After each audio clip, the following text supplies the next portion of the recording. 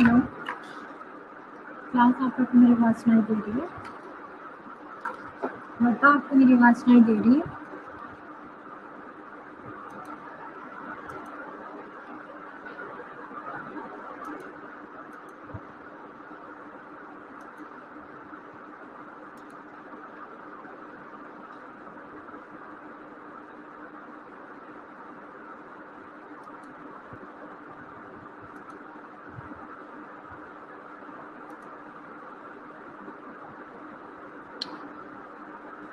Okay, वर्षा message करो। आप 4 student हैं, अगर मैंने पढ़ाना है तो फिर तो आप सबको क्लास अटेंड करनी चाहिए। रिसर्च के लिए तो आप सबकी प्रेजेंस मस्ट है।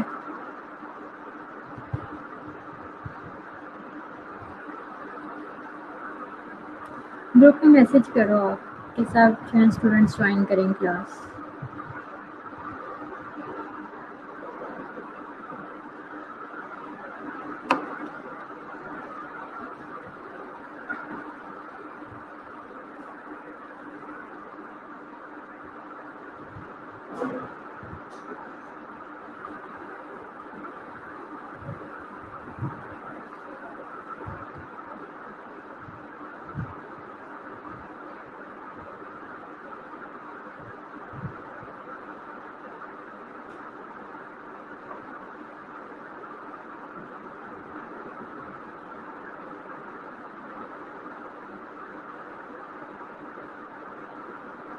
आवाज़ आ रही है? फैन ऑन है, मैं बस वो बंद कर देती हूँ, बाकी तो इधर कोई भी नहीं है इस टाइम।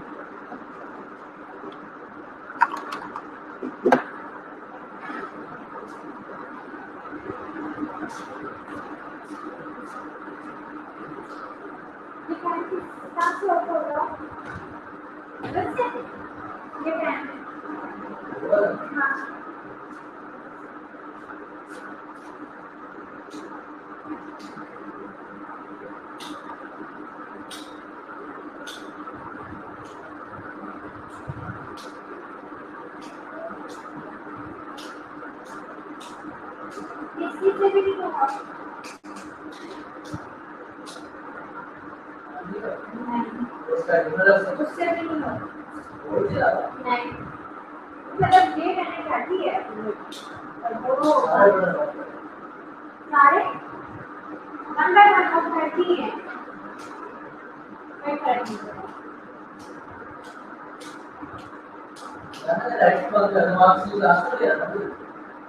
नहीं, अच्छा ये भी तो नहीं बंद हुआ। तो कौन सा करना है? ये भी करना है। वो पीछे छोड़ के आ रहा है।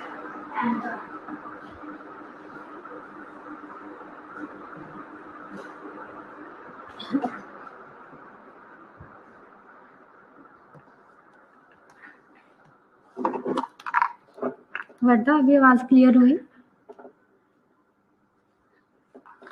शोर कम हुआ?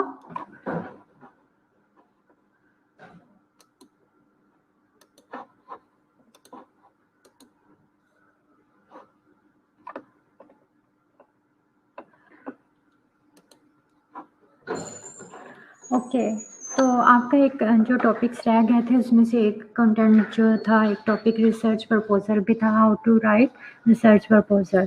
तो रिसर्च प्रपोजल मतलब इससे पहले पढ़ने से पहले हमें पहले ये तो पता होना चाहिए कि रिसर्च प्रपोजल है क्या। आप लोगों का क्या इसके बारे में कॉन्सेप्ट है? आप मुझे बताओगे वर्दा, सिमरा, आप लोग का क्या आइडिया है कि मतलब रिसर्च प्रपोजल है क्या? आपके माइंड में जो भी इसकी डेफिनेशन या इसका कॉन्सेप्ट है वो लिख के बताएं।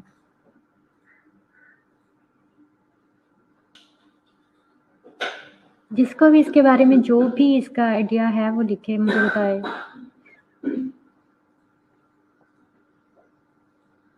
और जल्दी जल्दी क्लास, इतना टाइम नहीं लगाना।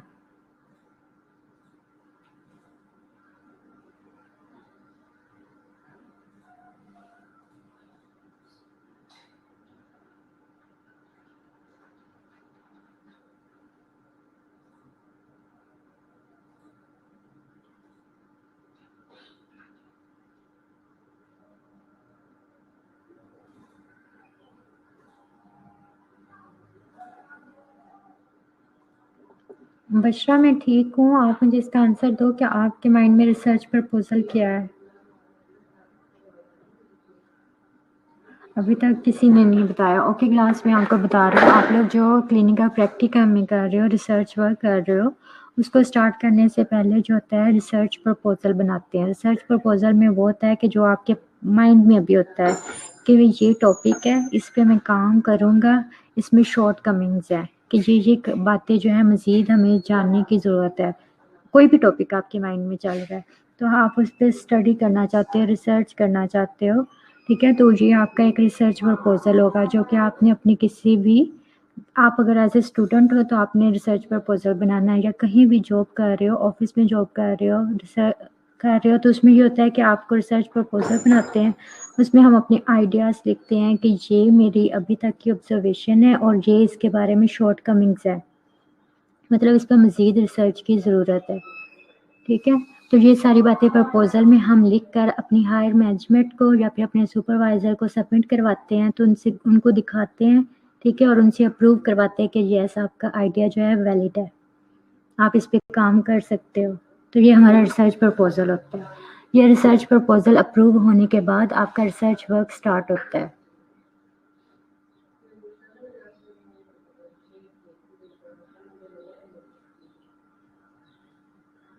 रिसर्च आइडिया आता है, गुड, ओके। रिसर्च प्रपोज़ल में इन टॉपिक नहीं होता गुलाम फातिमा, जस्ट टॉपिक नहीं होगा, उसके बारे में हर बात होती है कि ये टॉपिक है और इसमें इस टॉपिक से रिलेटेड जहाँ तक अब तक ये रिसर्च हो चुकी है और ये मुझे लगता है कि इसमें अभी तक शॉर्ट कमिंग्स हैं और मुझे रिसर्च करने की ज़रूरत है और ये जो अभी तक शॉर्ट कमिंग्स हैं, उनकी ज़रूरत है, हमें उनको भी आइडेंटिफ़ाई करने की ज़रूरत है, उनके बारे में जानने की ज़रूरत है। तो मैं रिसर्च वर्क करके अपनी जो है मैं ये काम करके ये शॉर्ट कमिंग्स को पूरा करने की ट्राई करूँगी, ठीक है? उसमें आप अपना पूरा मेथड भी बताते हो कि मैंने ये काम इस तरह से करना है।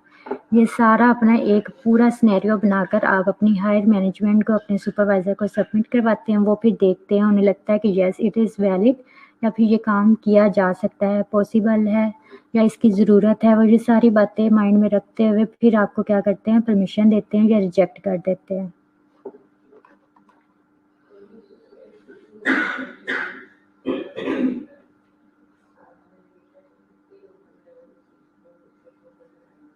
ओके वर्ता, आपने भी ठीक बताया, सही है। तो ये सारा काम जो आप लोग अभी कर रहे हो, रिसर्च वर्क क्लिनिकल प्रैक्टिकम में कर रहे हो, उससे पहले का ये काम होता है रिसर्च प्रपोज़ल, जिसमें अभी आपने परमिशन लेनी होती है अपने टॉपिक की कि आप इस चीज़ पर काम करना चाहते हो। तो सारा पहले जो है आपके हायर मैनेजमेंट सुपरवाइज़र जो हैं वो चेक करते हैं कि आप इस टॉपिक पर काम कर सकती हैं या नहीं कर सकती, इतनी आपके पास फंडिंग है या नहीं है, वो सारी इन बातों को माइंड में रखते हुए फिर आपको अलाउ करती हैं या फिर आपका प्रपोज़ल जो है वो रिजेक्ट कर देते हैं। ओके, सबसे पहले रिसर्च प्रपोज़ल को ही हम साइनॉप्सिस कहते हैं। साइनॉप्सिस है, अब इसको कैसे डिफाइन कर सकते हैं? A research proposal is a document written by a researcher that provides a detailed description of the proposed study and is written before the project has begun. Okay, आपको अपने कोई भी रिसर्च वर्क स्टार्ट करने से पहले इसे लिखना होता है और इसमें अपनी डिटेल सारी डिस्क्रिप्शन लिखनी है अपनी स्टडी से रिलेटेड, रिसर्च वर्क से रिलेटेड कि आप ये काम करेंगे, ये अभी तक हो चुका है। ये सारा वो रिटर्न में डॉक्यूमेंट्री होता है। It is like an outline of the entire research process which helps to communicate the ideas to others. ठीक है, इसमें क्या होता है कि जो आपके माइंड में आइडिया है या कुछ भी न्यू कंसेप्ट चल रहा है, आप उसको एक रिटन फॉर्म में लेकर आते हो और फिर अगली जो है दूसरे लोगों से कम्युनिकेट करते हो कि अगर ऐसा हो जाए तो मज़ीद बेहतर हो सकता है। तो आप इसको रिसर्च स्टडी के अलावा किसी और काम में, किसी बिज़नेस को इम्प्रूव करने के लिए भी रिसर्च वर्क बना सकते हो। Okay, research proposal is also called research protocol and synopsis. जी वर्ता, आपका ठीक है आंसर। ओके, तो इसमें डिटेल में सब कुछ हमने लिखना है, बट अपना रिसर्च वर्क करने से पहले जब आपके माइंड में आइडियाज़ आ रहे हैं कि आप इस टॉपिक पे काम करना चाहते हो, उस टॉपिक से रिलेटेड जो भी आप जानते हो, उसमें शॉर्ट कमिंग्स हैं या जो आप करना चाहते हो, आपको लगता है कि ये मैं रिसर्च वर्क करूँगी तो इसके ये रिजल्ट्स आएंगे जो हमारे लिए बेनिफिट होंगे, हमें इससे कुछ ना कुछ फ़ायदा होगा, ये सारी बातें उसमें लिखते हैं। ये रिसर्च प्रपोज़ल होगा या फिर रिसर्च प्रोटोकॉल है या साइनॉप्सिस, इसे सिंपल साइनॉप्सिस भी कह सकते हो। अब हम ये क्यों लिखते हैं, रिसर्च प्रपोजल लिखने का पर्पस क्या है? तो problem is significant and worthy of study. आपको लगता है कि इस टाइम पे ये प्रॉब्लम चल रही है, वही आपका आइडिया हो सकता है कि आप इस प्रॉब्लम पर काम करना चाहते हो, इसको रिजॉल्व करना चाहते हो और इसकी वर्थ भी है। अगर मैं इस टॉपिक पर काम करूँगी, जो आपको लग रहा है क्लिनिकली, आप फॉर एग्जांपल कोई शॉर्टकमिंग्स देखते हो और आपको वहाँ पर कोई प्रॉब्लम आइडेंटिफाई होती है, तो आप उसकी सारी डिटेल में स्टडी करोगे और आपको पता चलेगा कि अगर मैं इस पे काम करूँगी तो इसकी वर्थ भी होगी स्टडी की। ये हमारा पर्पस होता है रिसर्च प्रपोजल लिखने का। इसके अलावा और क्या आपके माइंड में आ सकता है इसका purpose? The technical approach is novel and likely to yield results. और आपको लगता है कि इस पे पहले से किसी ने नहीं काम किया हुआ, तो ये एक नोवल मतलब एक न्यू काम है और अगर आप इस पे काम करोगे, रिसर्च करोगे, स्टडी करोगे तो इसके बहुत अच्छे जो हैं बेनिफिट्स होंगे, रिजल्ट्स आउटपुट आएंगे, आपको मिलेंगे। इसके अलावा और क्या है? Provides a model for research which provides an opportunity to think about the project work carefully. इसमें क्या है, आप एक पूरा मॉडल ड्रा करते हो, उसमें आप इस एक मॉडल से जो है अगले बंदे को समझा सकते हो कि ये काम है, मैंने इसको इस वे में करना है, इसकी ये इम्पोर्टेंस है और इसको मैं अगर करूँगा तो इसके ये आउटपुट्स आएंगे। तो ये एक मॉडल के थ्रू क्या होता है, बहुत ज़्यादा ईजी हो जाता है। ये हमारा पर्पस होता है लिखने का। Writing the protocol helps the investigator to organise, clarify and define all the elements of the study. अब इससे क्या होता है कि जो इन्वेस्टिगेटर, रिसर्चर जो है, फॉर एग्जांपल आप लोग, इन्वेस्टिगेटर भी आप हो, रिसर्चर भी आप हो, तो आपको लिखते हुए बल्कि अपने आइडिया को क्या होता है, एक शेप देने के लिए वो किस फॉर्म में आप शेप दे सकते हो, इस प्रपोजल को लिखते हुए अपने जितने भी आपके आइडियाज़ आएंगे, वर्क से रिलेटेड जो भी बातें लिखनी होगी, उसको एक ऑर्गेनाइज्ड वे में क्लियरली डिफाइन कर सकोगे। ओके, इसके अलावा और क्या करता है? Helps to communicate new ideas to the higher management. आपके माइंड में जो मैंने अभी आपको एग्जांपल दिए, कोई न्यू आइडिया चल रहा है तो ये कम्युनिकेशन का बेटर वे है। ओके, तो आप इससे क्या करते हैं, अपने सुपरवाइज़र तक कम्युनिकेट करते हो अपने रिसर्च प्रपोजल के थ्रू अपने आइडिया को, या फिर किसी हायर मैनेजमेंट को, सुपरवाइज़र को, सुपीरियर को, किसी को भी अपने आइडिया कन्वे करना हो तो आप उसे रिसर्च प्रपोजल के थ्रू कन्वे करते हो। इसके अलावा और क्या पर्पज़ है? Provide an opportunity to receive a feedback from higher management और सुपीरियर। देखो, आपने अपना रिसर्च वर्क जो है, रिसर्च प्रपोजल सबमिट करवाया, अब उसका आपको क्या बेनिफिट होगा? ज़ाहिर है मैं उस पर कोई ना कोई तो आपको फीडबैक दूंगी कि इसमें ये शॉर्ट कमिंग्स हैं, कि फॉर एग्जांपल आपका 1 साल का काम है, रिसर्च वर्क करने का प्लान है, तो इसमें अगर आप ये मज़ीद बातें ऐड कर लोगे या आप अपने इस मेथड को थोड़ा सा चेंज करके ये मेथड अडॉप्ट कर लोगे, तो मुझे लगता है कि इसके बेनिफिट ज़्यादा अच्छे होंगे, इसके रिजल्ट ज़्यादा अच्छे आएंगे, आपको ज़्यादा बेनिफिट होगा। तो इस तरह से क्या होता है, आपको एक फीडबैक मिल जाता है रिसर्च प्रपोजल के through. Helps to seek ethical approval. और इसमें ये होता है कि किसी भी काम करने से पहले जो है हमें अप्रूवल चाहिए होती है, तो अप्रूवल जो है हम इस रिसर्च प्रपोजल के थ्रू लेते हैं कि ये हमारा प्रपोजल है और मुझे मेथड अडॉप्ट करके अपना डाटा कलेक्ट करूँगी और रिजल्ट एनालाइज करूँगी।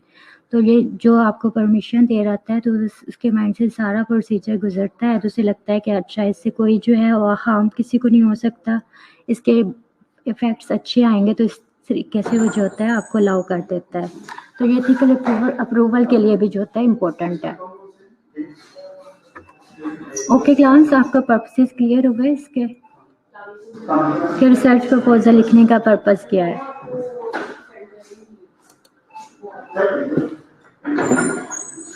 ओके, उसके बाद रिसर्च प्रपोजल में सबसे इम्पोर्टेंट जो बात होती है वो आपका टाइटल होता है। A good title should be short, accurate and concise. देखो, जिस पे हम काम कर रहे हैं उस वो एक इतना डिटेल में नहीं टाइटल होना चाहिए, सिंपल होना चाहिए, शॉर्ट होना चाहिए, करेक्ट होना है, कंसाइज होना चाहिए, जो कि मतलब एक लाइन में अगर बात लिखी हुई है, टाइटल लिखा हुआ है, तो उसमें हर चीज़ कवर होनी चाहिए। जो आप जो है रिसर्च करना चाहते हो, टू द पॉइंट जो है आपका टॉपिक बनाना चाहिए। सेकंड पॉइंट क्या है? It should make the central objectives and variables of the study clear to the reader. अब इससे क्या पता चलता है, आपका टॉपिक पढ़ के दूसरे के माइंड में ये सब कुछ क्लियर हो जाना चाहिए कि आप ये काम करना चाहते हो, कि आपके ऑब्जेक्टिव्स क्या हैं। जैसे आपके टॉपिक में फॉर एग्जांपल अगर आपने जस्ट असेसमेंट देखनी थी तो आपने साथ में वर्ड असेसमेंट चूज़ किया है कि आप पेशेंट्स की या फिर किसी भी पब्लिक, कहीं पर भी किसी एरिया के लोगों की जो है अवेयरनेस चेक करना चाहते हो, असेसमेंट चेक करना चाहते हो, किस किस से रिलेटेड वो आपके ऑब्जेक्टिव्स होंगे। तो इससे क्या होता है कि आपके रिसर्च के जो ऑब्जेक्टिव्स हैं वो भी क्लियर हो जाते हैं। It is important to specify what population और यूनिवर्स विल बी इन्वेस्टिगेटेड। तो आपको ये भी इसमें क्लियर होता है कि कौन सी पॉपुलेशन जो स्टडी की जाएगी। जैसे आप लोगों ने फॉर एग्जांपल अगर किसी ने स्पेसिफिक बच्चों का स्टडी करनी है तो आप अपने टॉपिक पे लिखते हो कि किस एज ग्रुप्स में आपने ये स्टडी करनी है, एडल्ट्स में करनी है, एल्डर्स में करनी है, चिल्ड्रन में करनी है। तो इससे क्या होता है कि एक तो आपका शॉर्ट, एक्यूरेट, कंसाइज टाइटल होना चाहिए। सेकंड ये है कि उससे आपके ऑब्जेक्टिव्स क्लियर होने चाहिए। थर्ड ये है कि उसकी पॉपुलेशन भी क्लियर होनी चाहिए और पर्पस भी क्लियर होना चाहिए। For example, effect of exercise on reduction of complications due to obesity. देखो, ओबेसिटी की वजह से जो जो कॉम्प्लिकेशंस हुई हैं, अगर हम एक्सरसाइज करेंगे, उसके इफेक्ट्स देखेंगे तो वो किस तरह से इन कॉम्प्लिकेशन की रिडक्शन करता है, कम होती हैं ये कॉम्प्लिकेशंस। हमने बेसिकली इफेक्ट देखना है। तो इस तरह से आपका जैसे ये फॉर एग्जांपल भी मैंने टाइटल लिखा हुआ है, आपने इसी को अपने माइंड में रखते हुए अपना जो है प्रपोजल का टाइटल बनाना है।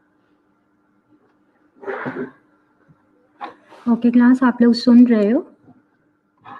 लाइबा, आपने सुना है? क्या आपके माइंड में आया अभी तक इन 2 स्लाइड्स को? रिसर्च का जो है आपका मतलब पर्पस क्या था? तो इस टॉपिक में आप क्या इसके बारे में अंडरस्टैंड किया अभी तक? लाइबा, आप मुझे बताओ।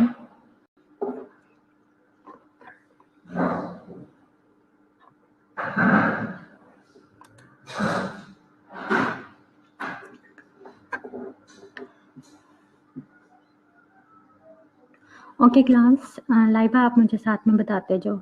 अभी ये है कि मेन बात जो है वो क्या है कि रिसर्च प्रपोजल लिखते हुए उसमें कौन-कौन सी बातें इंक्लूड की जाती हैं, कौन-कौन सी मेन बातें जो हैं वो कवर होंगी। सबसे पहले क्या है, एब्स्ट्रैक्ट होता है। एब्स्ट्रैक्ट क्या है, एक तरह की समरी होती है जिसमें आपने ये जितने भी पॉइंट्स आपको दिखाई दे रहे हैं इंट्रोडक्शन से लेकर वेरिएबल्स तक, ये सारे जो हैं वो शॉर्टली जो इसे कहते हैं ना एक समरी की फॉर्म में मेंशन होते हैं एब्स्ट्रैक्ट में। उसमें आपने अपनी हर पैराग्राफ को, इस हर हेडिंग में जो जो बातें लिखी हुई हैं उसको शॉर्ट करके जो उसकी एक समरी बनाकर वो एब्स्ट्रैक्ट में लिखनी होती है। ये हमारे चैप्टर्स में इंक्लूड नहीं होता, बट हम रिसर्च प्रपोजल में एक एब्स्ट्रैक्ट समरी जो होती है वो सबसे स्टार्ट में लिखते हैं। उसके बाद जो आता है हमारे इंट्रोडक्शन आता है। इंट्रोडक्शन में क्या होता है, आपके अपने टॉपिक का इंट्रोडक्शन होता है, उससे रिलेटेड ऑब्जेक्टिव्स के बारे में डिस्कशन की गई होती है। सेकंड जो पार्ट है उसमें क्या होता है, प्रॉब्लम स्टेटमेंट होती है कि इस टाइम कौन सी प्रॉब्लम है जिस पे आप काम करना चाहते हैं और क्यों करना चाहते हैं, ये उस स्टेटमेंट में लिखा आता है। उसमें डिफरेंट टाइप्स के जो आपने रिसर्च क्वेश्चंस बनाए होते हैं उनको बताते हैं कि मेरा ये क्वेश्चन है, मैं इस पे काम कर रही हूँ। फोर्थ पॉइंट पे ये है कि आपको उसके बारे में जस्टिफिकेशन भी देनी होती है। जस्टिफिकेशन मीन क्या है कि आपने देखो अगर एक टॉपिक सिलेक्ट किया है, उसको स्टडी किया होगा ना कि इसमें ये शॉर्ट कमिंग्स हैं और इसकी अगर मैं इस पर स्टडी करूँगी तो इसके अच्छे रिजल्ट्स आएंगे। तो आपने इसको जस्टिफाई करना है कि मैं इसको इस मेथड से करूँगी तो इसके रिजल्ट्स जो हैं वो बहुत अच्छे आएंगे और उसका हमें कोई ना कोई बेनिफिट होगा, कोई ना कोई नहीं, इनफैक्ट यकीनन हमें इसका बेनिफिट होगा। तो इस तरह से क्या है, आपकी सिग्निफिकेंस ऑफ द प्रॉब्लम है, आप अपने टॉपिक को वर्थ देते हो, उसे प्रूव करते हो, जस्टिफाई करते हो। फिफ्थ में है कि उसमें डिफरेंट टाइप्स के अगर कोई डेफिनेशंस हैं तो वो हम उसको एलेबोरेट करते हैं। और क्या है, अगर लिमिटेशन है, जो भी आपकी रिसर्च की लिमिटेशन होगी जिस पे आप मज़ीद काम करना या ऐसे प्रॉब्लम्स हैं, वो लिमिटेशंस और डिलिमिटेशंस ये मैं एक्सप्लेन करूँगी क्या क्या है ना, तो वो हम उसको डिस्कस करते हैं। इसके बाद है कि रिसर्च का क्या है, लिटरेचर रिव्यू बताते हैं। लिटरेचर रिव्यू में ये है कि आज तक जितने साइंटिस्ट ने आपके टॉपिक से रिलेटेड काम किया हुआ है उसको आपने थोड़ा सा शॉर्टली डिस्क्राइब करना होता है कि आज तक ये रिसर्चर ने भी इस टॉपिक पे काम किया है और उनके ये रिजल्ट्स थे। या आप लिटरेचर रिव्यू का क्या मतलब होता है कि आपने किसी और का किया हुआ काम रिव्यू कर रहे हो। और लिटरेचर ये होता है कि आज तक का जो जो लिटरेचर है, मतलब आज तक लोगों ने जितनी स्टडी की है तो उनके ये रिजल्ट्स थे, उनके ये ख्यालात है, वो लिटरेचर रिव्यू होगा। अब हाइपोथेसिस है, हाइपोथेसिस में भी ऐसे ही आएगा, ये मैं आपको आगे एक्सप्लेन करूँगी। हाइपोथेसिस में हमारे जो होते हैं वो आइडियाज़ होते हैं, हम उसे कह सकते हैं कि ये नल भी हो सकते हैं या फिर ये ट्रू भी हो सकते हैं। हमारे माइंड में ये आइडियाज़ हैं, ये मेथड इस तरह से हो सकता है। उसके बाद मेथडोलॉजी है, ये आप लोगों ने सब ने कर ली है, इसके बारे में काफ़ी आइडिया होगा आप लोगों को। स्टडी डिज़ाइन क्या है, पीरियड क्या है, लोकेशन क्या है, रेफरेंस पॉपुलेशन क्या है, इसके बारे में तो आई थिंक एक्सप्लेन करने की ज़रूरत नहीं है, मेथोडोलॉजी वाला चैप्टर आप लोग कंप्लीट कर चुके हो। ओके, उसके बाद लास्ट पार्ट जो होगा वो क्या है, रेफरेंसेस होगा, रेफरेंसेस या फिर बाइब्लियोग्राफी। ओके, लाइवा ने कहा है कि जस्टिफिकेशन ऑफ स्टडी को मैं रिपीट कर दूं। अच्छा, ये आपको जस्ट इधर दिखाई दे रहे हैं, इधर जस्ट मैंने थोड़ा थोड़ा एक्सप्लेन किया है। अगली स्लाइड्स में इन सब को, जैसे एब्स्ट्रैक्ट है उसके बारे में मैंने डिटेल से बताया हुआ है, इंट्रोडक्शन, इन सब को मैंने एलैबोरेट किया हुआ है। ठीक है, जस्टिफिकेशन ऑफ स्टडी में ये होता है बेसिकली कि आपने जैसे अपना पॉइंट कोई भी टॉपिक लिया है, ठीक है, उसको जस्टिफाई भी करना है कि आपने ये टॉपिक क्यों लिया है, आप इस पे क्यों रिसर्च करना चाहते हो। फॉर एग्जांपल, अगर आपने 1 साल इस टॉपिक पे काम करना है, तो उसका पर्पस क्या है? अगर पहले लोगों ने किया हुआ है तो आपने अपना टाइम क्यों वेस्ट करना है, अपने रिसोर्सेज क्यों वेस्ट करने हैं? ठीक है, तो आपने ये सारा क्लियर करना है, जस्टिफाई करना है कि आज तक लोगों ने ये काम किया बट उसमें ये शॉर्ट कमिंग्स है। शॉर्ट कमिंग्स मीन कि मज़ीद इस पर रिसर्च की ज़रूरत है। आपने वो गैप बताते हुए, रिसर्च गैप बेसिकली क्या होता है, एक रिसर्च गैप होता है कि आज तक इस टॉपिक पे बहुत सी स्टडी हो चुकी है बट उसमें अभी तक भी ये इतना सा गैप है कि ये वाली बात उसने अभी तक नहीं हमने स्टडी की हुई, तो मैं ये वाली बात जो इसमें मिसिंग है वो स्टडी करना चाहती हूँ। ठीक है, तो इसके ये आउटकम्स आएंगे। तो इस तरह आपने अपनी स्टडी को जस्टिफाई करते हुए अपना टॉपिक जो है वो अप्रूव करवाना होता है। बेसिकली इस जस्टिफिकेशन पे ही आपका जैसे अप्रूवल या रिजेक्शन डिपेंड करती है। अगर आपने जस्टिफाई कर लिया अपना टॉपिक तो आपको उसकी परमिशन मिल जाती है, अदरवाइज आपके सुपरवाइजर या हायर मैनेजमेंट के जो लोग होते हैं वो कहते हैं नहीं, कोई और आइडिया लेकर आओ। तो एक तरह से आपका रिसर्च प्रपोजल टोटली किस पे डिपेंड किया है, आपकी जस्टिफिकेशन के ऊपर है कि आप उसे अप्रूव कर सकते हो, इतना अच्छा एक्सप्लेन कर सकते हो या नहीं कर सकते।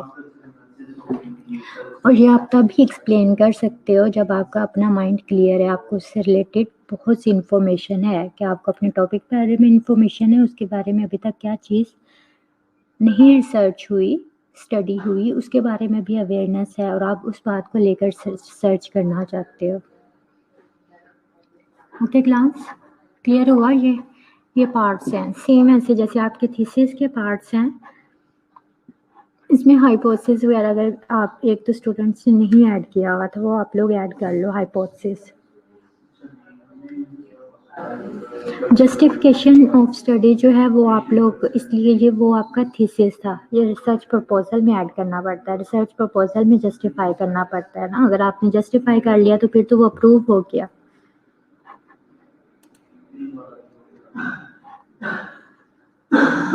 ओके, मैंने बताया कि सबसे पहले जो बात होती है वो समरी होती है, उसे एब्स्ट्रैक्ट भी कहते हैं। तो एब्स्ट्रैक्ट है क्या basically? Abstract should give a clear idea to the reader of the central question that the research is intended to answer and its justification. मतलब उसके अंदर हमारी आइडिया जो है, क्या हमारा आइडिया वो सारा क्लियर हो रहा होता है, हमारे क्या ऑब्जेक्टिव्स हैं, क्या उसके आउटकम्स आएंगे, ये सारी चीज़ें जो हैं वो शॉर्टली डिस्क्राइब किए गए होते हैं समरी की फॉर्म में। समरी आप लोग लिखते थे, एफएससी तक सब ने समरी लिखी होगी, क्लास में लिखते होते थे हम लोग समरी, हर क्वेश्चन के बाद समरी उसकी पूछ लेते थे। तो ये वो समरी है बेसिकली, जिसमें हमने पूरे चैप्टर की एक समरी बनाकर उसमें कोई बात भी मिस नहीं करते, बट पूरा चैप्टर नहीं लिखते, उसको शॉर्ट करके ब्रीफ करके लिखते हैं। It should specify hypothesis and research objectives, हमारी हाइपोथेसिस क्या है, हमारे ऑब्जेक्टिव क्या है, ये उसमें हम स्पेसिफाई करते हैं। In addition the abstract should briefly describe the methods and procedures. देखो पहले हमारा आइडिया क्या है हमने वो भी बताना है, हमने किस मेथड से करना है, हमारी हाइपोथेसिस या हमारी ऑब्जेक्टिव्स क्या है, ये सारी बातें इसमें लिखते हैं शॉर्टली। और इसके अलावा हमने क्या करना है, मेथड और प्रोसीजर, क्या किस मेथड के थ्रू हमने ये डाटा कलेक्शन करनी है या इस रिसर्च का काम करना है, ये मेथड और प्रोसीजर भी लिखते हैं। और उसके बाद उसकी एवेल्यूएशन के बारे में भी थोड़ा थोड़ा डिस्कस करते हैं। एवेल्यूएशन वाला प्रोसेस जो आएगा एक पॉइंट, वो हमारे थीसिस में ऐड होता है, इसमें हमें रिजल्ट्स के बारे में नहीं पता होता, इसलिए हम इसमें रिजल्ट्स नहीं लिखते, जो हमारे रिसर्च प्रपोजल का एब्स्ट्रैक्ट होगा।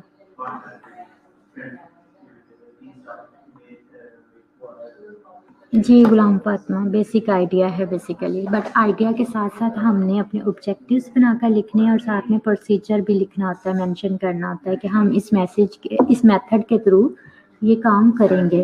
और रिसर्च प्रपोजल और जो आप लोगों ने अभी तक काम किया है उसमें डिफरेंस ये होता है कि रिसर्च प्रपोजल जो है वो आपकी स्टडी या रिसर्च वर्क स्टार्ट करने से पहले लिखते हैं। तो इसमें ये आपने सारा विल फ्यूचर सेंटेंस यूज़ करते हुए लिखते हैं कि मैं अगर ये काम करूँगी तो इसके ये आउटकम्स आएंगे। मतलब फ्यूचर में आप बात कर रहे हो, विल यूज़ करोगे। ओके। बट आपने जब अपना जो आप लोग अभी रिसर्च वर्क कर रहे हो, थीसिस लिख रहे हो, उसमें आपने ये लिखना है कि मैंने ये काम किया और इसके ये रिजल्ट्स आए हैं। क्लियर हुआ ये बात आपको डिफरेंस? फ्यूचर प्रोजेक्ट जो है प्रपोजल वो सारा फ्यूचर सेंटेंस को यूज़ करते हुए लिखते हैं। बट जो आप थीसिस वर्क कर रहे हो उसमें सारी बात ये लिखनी है कि मैंने ये काम किया, इस तरीके से किया और इसके ये रिजल्ट्स आए। उसमें हम फ्यूचर की बात नहीं करेंगे, उसमें ये कि मैंने कर लिया है।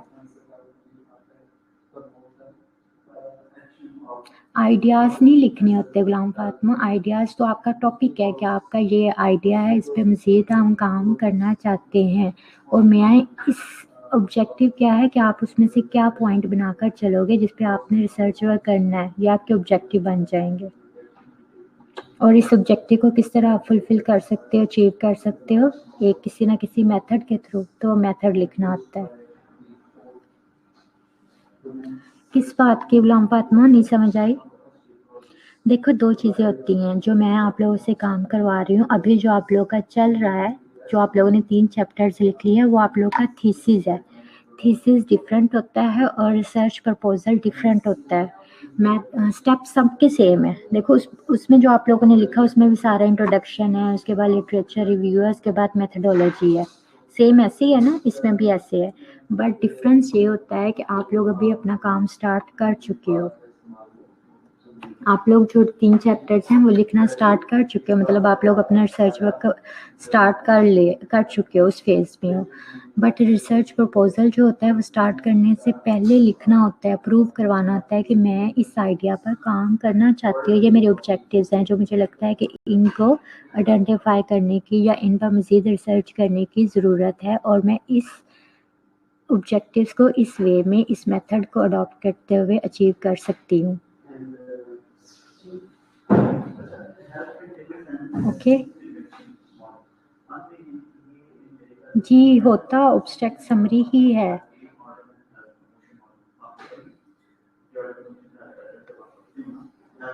देखो अभी अभी तक आपने कोई काम किया ही नहीं तो आप ये कह सकते हो कि ये वाला काम इस मेथड के थ्रू होता है। कंफर्म तो नहीं है ना इस मेथड के थ्रू ही होगा। फॉर एग्जांपल आपने कोई भी अपना काम करना है, उसके लिए मेथड है। आपको जब तक ये नहीं पता कि मेरे ऑब्जेक्टिव्स क्या हैं तो आप ये लिख दोगे कि इसके ये ऑब्जेक्टिव हम इस मेथड से अचीव करते हैं। नहीं, आपने ये लिखना है कि ये मैंने अपना ऑब्जेक्टिव इस मेथड के थ्रू अचीव करना है। फ्यूचर में सारी ये बातें लिखते हुए, आप फ्यूचर सेंटेंस की बात करते हुए लिखना है आपने।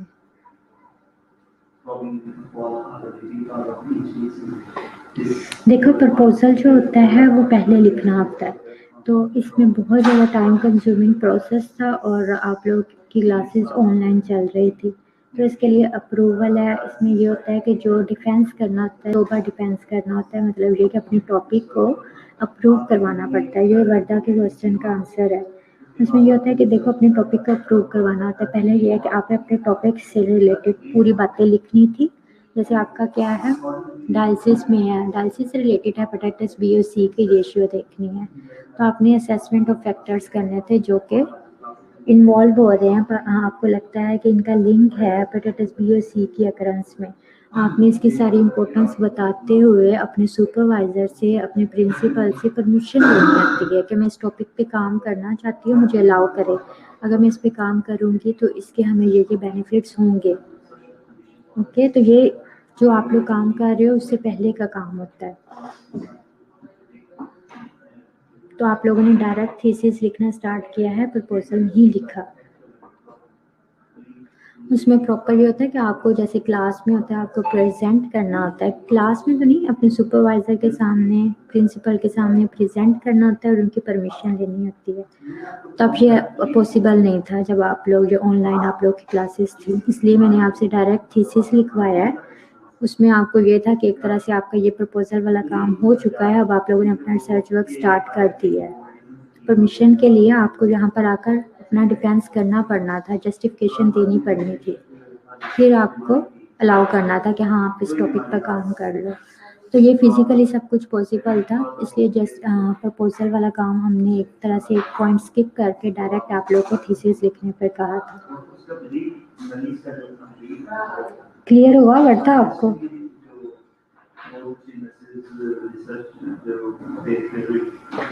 वर्ता क्लियर हुआ? तो आप ये सोचो कि आप लोग प्रपोजल लिख चुके हो, उससे नेक्स्ट स्टेप है थीसिस लिखना। तो आप उस नेक्स्ट स्टेप पर आ चुके हो, थीसिस लिख रहे हो।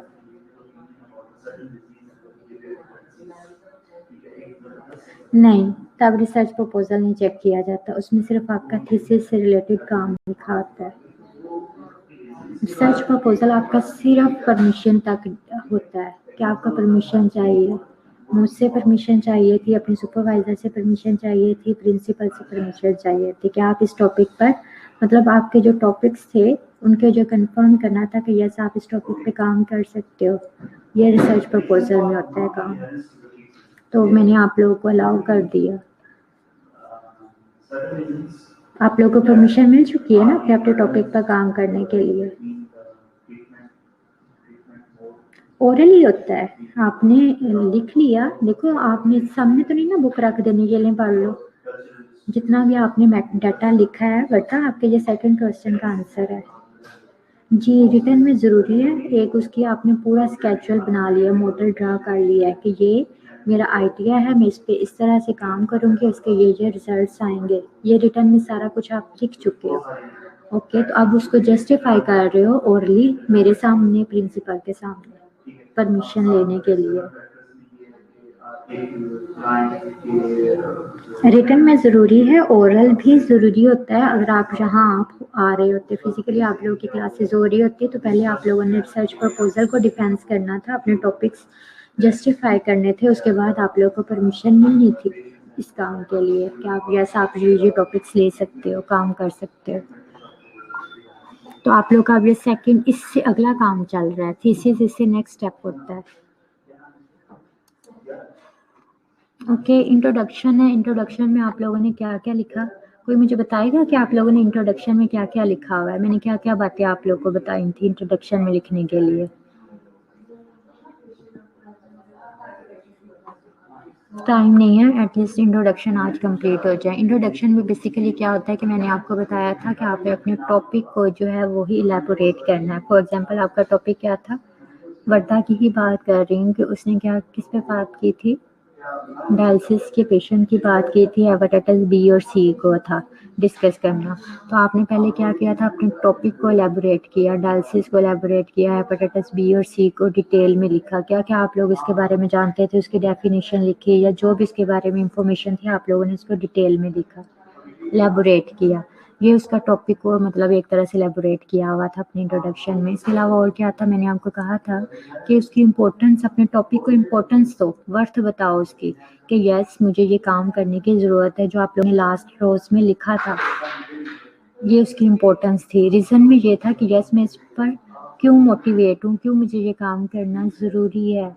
जो आपने देखा कि देखो अभी अगर स्टरलाइजेशन को फॉलो किया जा रहा है इस प्रोटोकॉल को, तो फिर क्यों rate of occurrence hepatitis B और सी की हम नोट कर रहे हैं? तो ये रीज़न थी चेक करने की।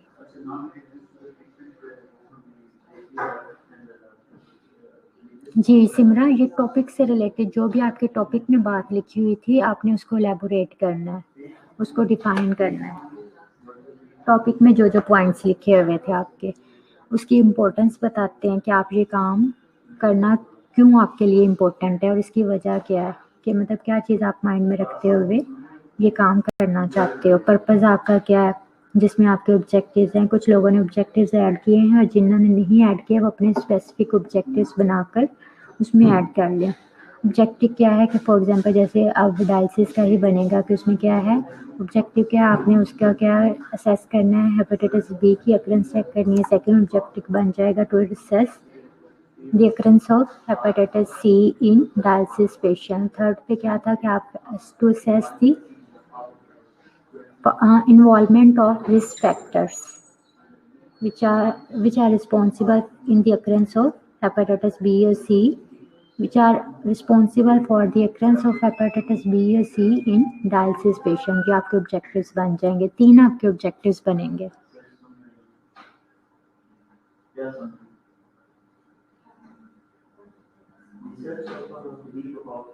जी वर्दा, आप सबको अपने ये सबको एक दूसरे के कमेंट्स दिखाई दे रहे हैं ना? तो ये इम्पोर्टेंस वाली बात मैंने सबको बताई थी कि आप सब ने अपनी इसकी जो लास्ट रोज होंगे इसमें इम्पोर्टेंस देनी है कि आप इस पर क्यों काम करना चाहते हो। या फिर गवर्नमेंट को मज़ीद जो है क्लासेस कन्वे करने की ज़रूरत है, लोगों को एजुकेट करने की ज़रूरत है। ये बात आप लोगों ने इम्पोर्टेंस दी थी ना, तो ये वही इम्पोर्टेंस की बात हो रही है। रीज़न है कि क्यों आप लोग मोटिवेट हुए ये टॉपिक चूज़ करने पर। नहीं दिखाई दे रहा है? एक सेकंड, मैंने तो प्राइवेट तो नहीं किया हुआ है।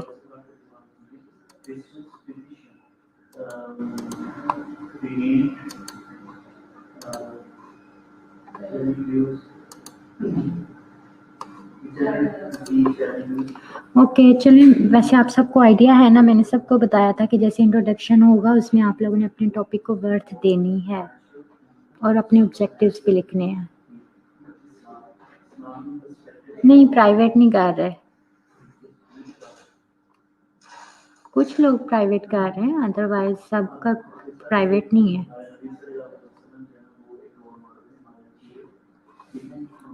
ओके क्लास, इंट्रोडक्शन में ये 4 बातें आप लोगों ने कवर करनी होती हैं। उसके बाद ये है कि आपने अपनी प्रॉब्लम स्टेटमेंट बतानी होती है। इसमें क्या होता है, it is a declarative statement but may be in question form. या तो आप उसको डिस्क्राइब कर रहे होते हो या क्वेश्चन फॉर्म में अपनी प्रॉब्लम बता रहे होते हो कि मेरी ये प्रॉब्लम है जिस पे मैं काम करना चाहती हूँ। Okay, problem can be derived from theory, prior research, results और personal observation and experience। देखो आपने अपना टॉपिक जो है वो आपका इस टाइम प्रॉब्लम है। ओके कि फॉर एग्जांपल असेसमेंट आप देखना चाहते हो, लोगों की अवेयरनेस चेक करना चाहते हो, तो ये आपकी क्या है, एक तरह से प्रॉब्लम है। तो आप ये प्रॉब्लम कहाँ से सिलेक्ट करते हो, कहाँ से आपके माइंड में आई? या तो आपने अपना खुद से एक्सपीरियंस किया या ऑब्जर्व किया। क्लिनिकल साइड पे फॉर एग्जांपल आपने देखा कि हैंड हाइजीन के बारे में लोगों को अवेयरनेस ही नहीं है, उसके स्टेप्स के बारे में पता ही नहीं है, तो ये आपकी अपनी ऑब्जर्वेशन होगी ना। तो आप उसी को एक टॉपिक बनाते हुए कि हैंड हाइजीन की इम्पोर्टेंस क्या है या उसके स्टेप्स क्या हैं, इसी को लेके आप अपना टॉपिक बना सकते हो, अपनी प्रॉब्लम बना सकते हो। तो ये कहाँ से प्रॉब्लम आपके माइंड में आई, किस वे से आती है? ऑब्जर्वेशन से आती है, एक्सपीरियंस से आती है, या फिर आपने रिसर्च वर्क क्या है, डिफरेंट टाइप्स की स्टडीज़ जो हैं उनको स्टडी किया है, रिसर्च वर्क को स्टडी किया है, तो आपके माइंड में आया कि अच्छा ये बातें अभी तक शॉर्ट कमिंग्स हैं तो मैं इस पे काम कर लेती हूँ। There should be a general statement of the whole problem followed by the specific question। पहले ये है कि आपने सिंपल जनरल बात की होती है, उसके बाद आप स्पेसिफाई कर देते हो कि यस मैं जस्ट इतनी सी बात पर स्टडी करूँगी। पहले आपने डिटेल में हर बात बता दी, बट फिर अपना एक स्पेसिफिक ऑब्जेक्टिव या प्रॉब्लम बता दिया कि मैंने जस्ट इतनी सी बात पर काम करना है। मतलब हम हर पॉइंट को लेके नहीं चल सकते, किसी एक बात पर ही ऑब्जर्व कर सकते हैं, जिसे हम नोट कर सकते हैं, वैल्यूएट कर सकते हैं, तो आपके स्पेसिफिक क्वेश्चंस बन जाते हैं। एग्जांपल्स में क्या है, स्टेटमेंट ऑफ प्रॉब्लम में फॉर एग्जांपल क्या है, the study aims to determine the psychological effect of TV advertisement on whitening products to teenage viewers. For example आपने क्या करना है कि जस्ट साइकोलॉजिकल इफेक्ट देखने हैं। अब टीवी में क्या आ रहा है, वाइटनिंग के प्रोडक्ट्स हैं, वाइटनिंग के कोई भी प्रोडक्ट्स है उसके बारे में कमर्शियल्स आ रही हैं, तो आपने उसके इफेक्ट्स चेक करने हैं टीनेजर्स पर।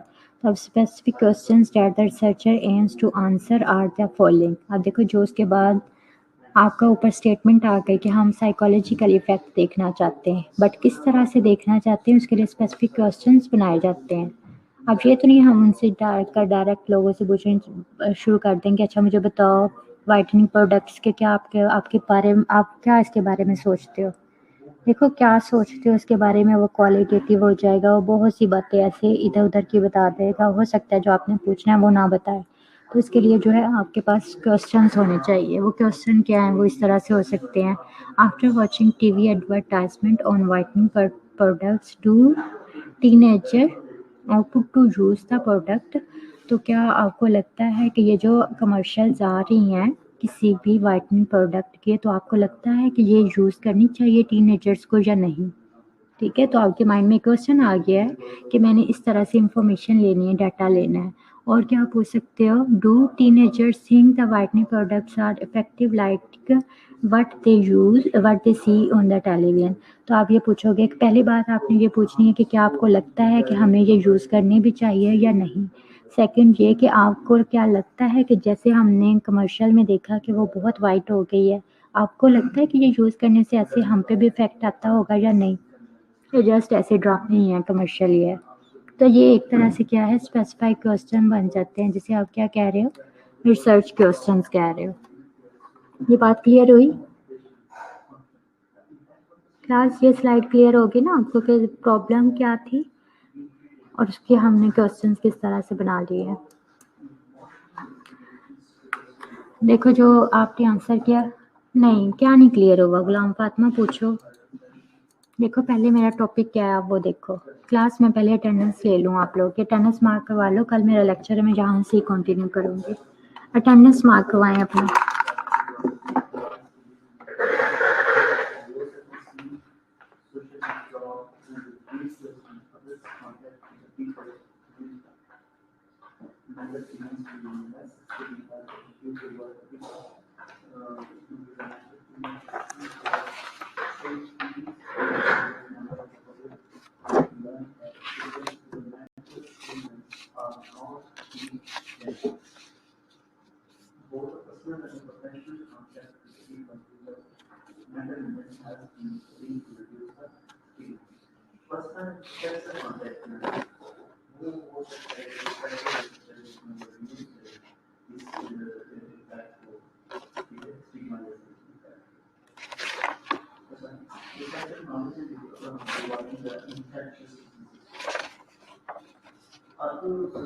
कुछ लोगों में जो इंफेक्शस डिजीजेस नहीं होती उनको भी इंफेक्शन होती हैं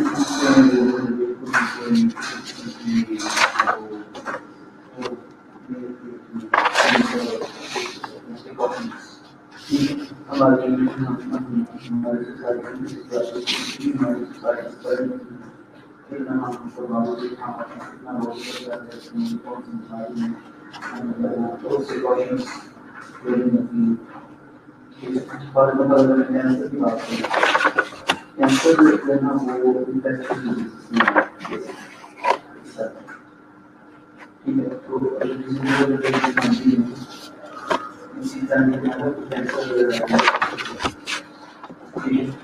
तो क्या होता है ये बिकॉज वो उसी जो है कोरोना हाउस कोरोना में इंफेक्शन हो सकता है एड्स एंड कैंसर भी बना वो ठीक है, जैसे कि बाहर की जो consequences होते हैं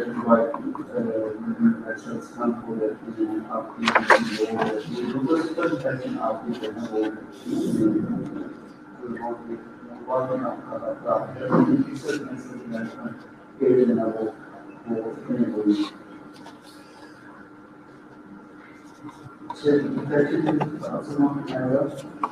transmissible disease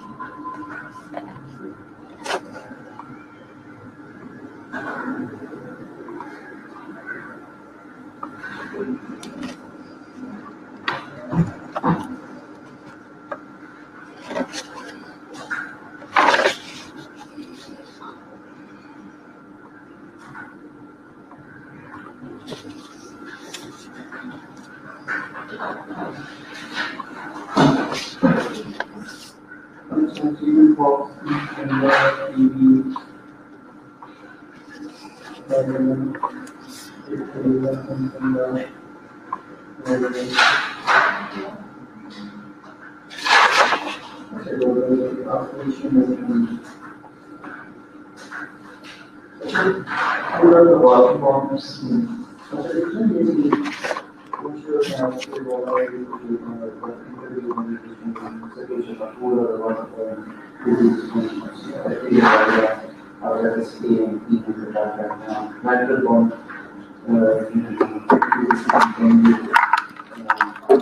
ओके क्लास, सबके टेनिस मार्क कर लिए। ये अगर एमन एमन नहीं प्रेजेंट, अरफा, जिनके मैं नाम बोल रही हूँ, अगर आप लोग प्रेजेंट हो तो मुझे सुन के अपनी प्रेजेंट नाम बताओ। ओके, एमन, अरफा, इंशा, आमिर, समरा, सहर कवल, शाहरुख, सिदरातुल मुंतहा, ज़िले हुमा, उस्मा मारिया, इसके अलावा शीतल। ये जिनके मैंने नेम्स अभी बुलाए हैं उनमें से भी प्रेजेंट है तो वो अपनी अटेंडेंस मार्क करवा लें।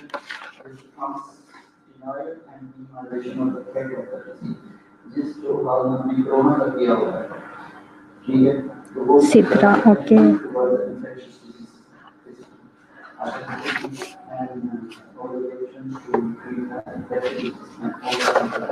शीतल नहीं प्रेजेंट, उस्मा मारिया नहीं प्रेजेंट, ज़िले हुमा नहीं प्रेजेंट, शाहरुख भी नहीं प्रेजेंट, और साथ में कौन है, समरा और सहर कवल। ओके, आप सिदरातुल मुंतहा, ठीक है। समरा, अरशद और सहर कवल, इनमें से वो प्रेजेंट है। एमन और इंशा।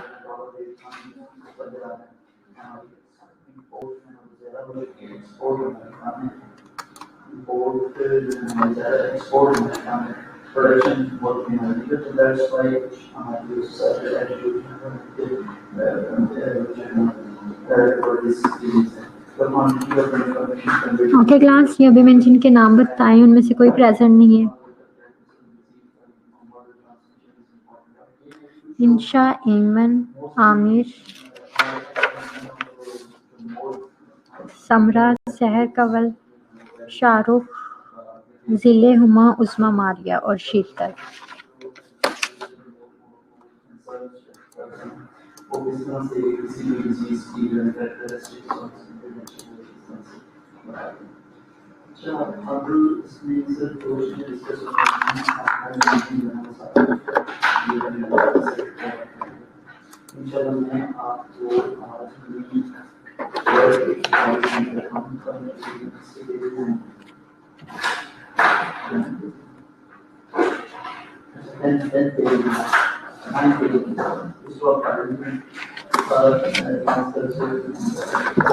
शीतल, आप प्रेजेंट हो?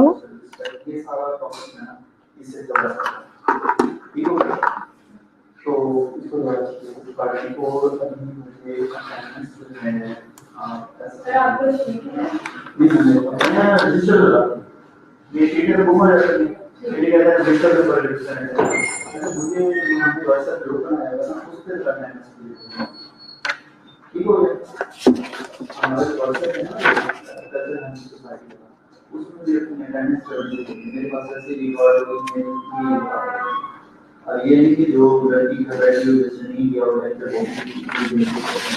इस तरह मुझे वो लोग काम करा रहे हैं, ठीक है। Thank you very much.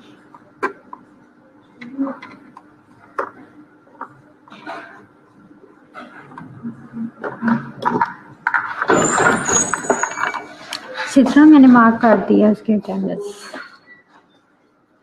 सहर कवल की मार्क हो चुकी है, बाकी अभी बस 3-4 स्टूडेंट्स हैं। शीतल ने पहले सारी क्लासेस अटेंड की हैं, अभी कहाँ है? उस्मा मारिया ने भी अटेंड की हैं।